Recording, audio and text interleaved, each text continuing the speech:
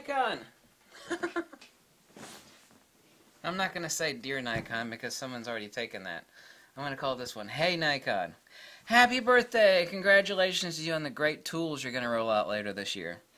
Been messing with your cameras and lenses now since as early as I can remember. Even way before photography school, and that's been, what, 23 plus years now? It's been longer than that, 24 years ago. I know more about your glass and know more about your cameras than the top 30 people collectively know on YouTube. And that's true. And you know it's true. Actually, a couple of the Nikon reps I talked to know that. Like, hey, we're watching you at Nikon. They actually said that, so I'll leave those people unnamed.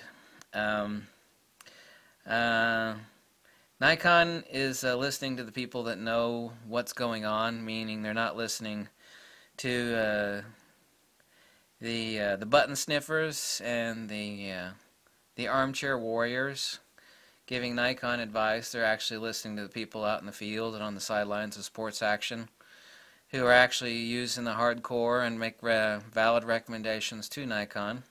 So I'm glad that Nikon is listening to the right people instead of internet and YouTube yahoos. I know you really well, Nikon. Been fixing your cameras and lenses, and I know I'm the only person I know that actually, consumer level anyway, that has owned all your lenses, except for a couple of super rare lenses, and still generally do own most of your lenses from the past 40 years, at least a lot of them. Hundreds and hundreds of Nikon lenses, so I appreciate your attention to detail on glass. However, it has gotten a little bit junky in the past few years. You need to actually emulate Fujifilm. It would behoove you to do that. Your huge IBM mentality is like a giant festering blister right on your ass. Nikon, you do have an IBM mentality. The whole we're too big to fail thing, I know, not personal opinion, I know for absolute damn fact that Nikon, you have an IBM mentality. While your customer service is really good, your snobby customer relations is like a gigantic unknown red rash on your legs that people stare at. Kind of like my tattoos, right?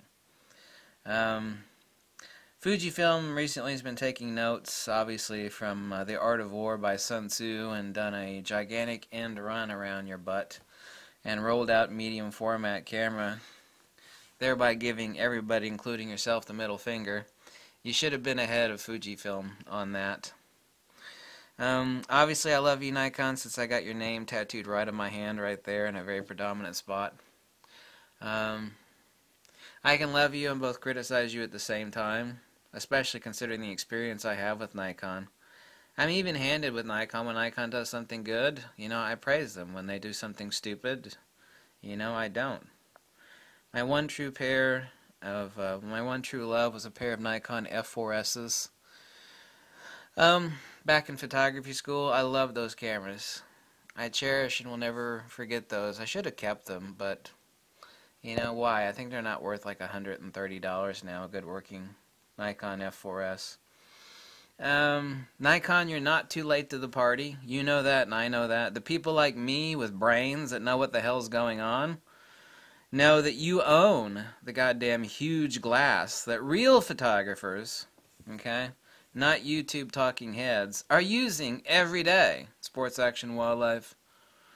Nikon, we both know that nobody's using a bleeping mirrorless camera for hardcore sports action and wildlife. You and I both know that. All these idiots on the internet, they don't know that. You see, they don't make it, and Nikon knows this. Who am I talking to? Nikon knows that those people aren't even in the same mentality. Their minds aren't working in the same league as people that have to bring home the bread and butter that show up at a press event or the sidelines of a football or basketball game, or doing the hardcore. Need some 300, 400, 500, 600 millimeter prime glass. They're all using Nikon and Canon. Nobody's using Sony and Fuji. So Nikon knows that, and all these people that keep thinking that Nikon is missing the boat, Nikon, you need to flip them the bird, which you basically do, and I do too. Nikon, you and I both know that without glass, you got nothing. And when it comes to glass, I mean, you're basically a world-famous XXX porn star compared to everybody else.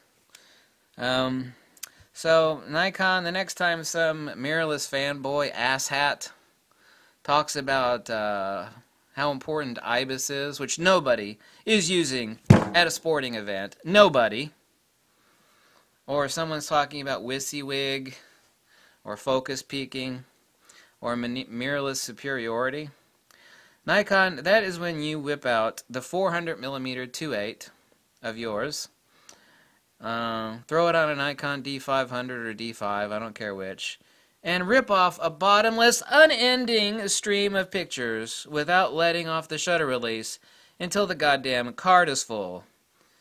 And then you tell that person to suck it. Suck it.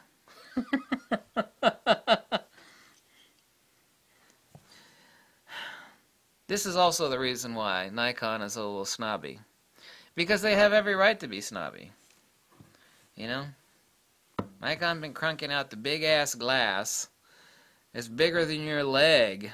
Longer than your leg. You know, for decades now. And, all the wonderful things about mirrorless, which there's no such thing as a mirrorless image anyway. All the wonderful things about Fuji, Fuji's the only decent mirrorless camera, is wonderful. But Nikon caters, not predominantly, because a lot of their bread and butter on the cheap cameras, you know, is for amateurs and enthusiasts. Nikon's catering to the hardcore folks, ultimately. Nikon even last year said we're going to start focusing more on high-end. And that's good. Nikon's been putting way too much attention in the dinky, the realm of the dinkies. Now, Nikon's still going to make a couple dinkies, which is understandable. But Nikon has every right to be smug. You know? And cranking out huge-ass glass for the real working professionals. None of which are using IBIS, by the way. And every time I mention that, people have a hissy fit. It's like, well, is it the truth or not? You're goddamn right it's truth. It's the truth. What the hell are you going to bitch and moan about? Every time I mention the unnecessary nature of IBIS, people have a hissy fit. And they have no valid reason to bitch about it. They're just lazy schmucks. I didn't have vibration reduction or IBIS back in the day. Neither did any other hardcore working pro. And we didn't give a crap. Because we knew how to use our friggin' cameras. We dealt with it. No different today. Not a single sports action photographer on the sidelines of a professional NFL or basketball game using friggin' IBIS. Nikon knows this. Nikon ain't listening to all you people say, "Hey, Nikon, unless you adopt IBIS, I'm going to leave you." Nikon's like, suck it. Why? Because Nikon knows what the real working pro uses and needs. Because they're the ones that are providing the glass and the cameras to those people. They listen to them. It's like, this guy's putting the bread on the table for his family. He knows what the hell's up. He's not like an idiot on the internet commenting on what we, Nikon, should be or should not be doing. And that's exactly what Nikon should be doing. Nikon shouldn't listen to those people on the internet. There's a difference between being snobby for the sake of being snobby and just not listening to people that don't matter. You know? Nikon is not gonna... If the working pros are happy, then... I'm sorry. Nothing else that you or I have to say is important. Like, well, you should be doing this, you should be doing that. It's like, so what, you know? What are you talking about? I'm sorry, I couldn't hear you. I couldn't hear you over the endless... shutter sounds from the working professionals standing directly behind me. I'm sorry, what would you say? I couldn't hear you. Hello? So, keep doing what you're doing, Nikon. I know you better than the rest of these people do. You know, at least the talking heads that think that, you know, you should listen to me, Nikon. Really? Nikon doesn't care, unless you got a valid point. Fuji and Nikon, for example, don't have IBIS for a reason. If Nikon stuck in IBIS in their cameras, I would leave Nikon. Why? Because I've taken a bunch of cameras apart with IBIS. I know how that crap works, and I know the pitfalls of it. And no working pro, still today, needs or uses IBIS. None of them do. Not one. There might be one, actually. But, essentially, not even one. Oh, God, that makes people mad. Every time I talk about IBIS, people have a hissy fit. Oh, my God, I need IBIS. No, you don't. You pathetic loser. I do. I need IBIS. If Nikon doesn't stick IBIS in your cameras, I'm going to leave them. Good, leave. Go buy that overheating lottery box. You stick in a quarter and let it vibrate for a few minutes and stick in another quarter. I need a camera with a dancing sensor in it. You know what? If you went back 20 years ago and you're like, what are all the douchebag photographers in the year 2000? Well, 2010, right? And forward.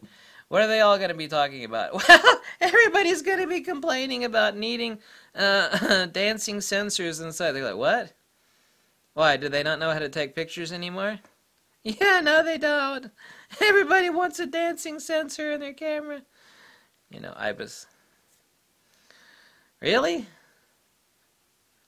Really? They laugh at you. This is Generation Puss, right?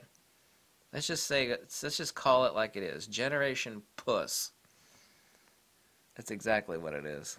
I need a dancing sensor in my camera. Nikon's like, yeah, you could. You go buy the camera that sells that stuff in there. Nikon!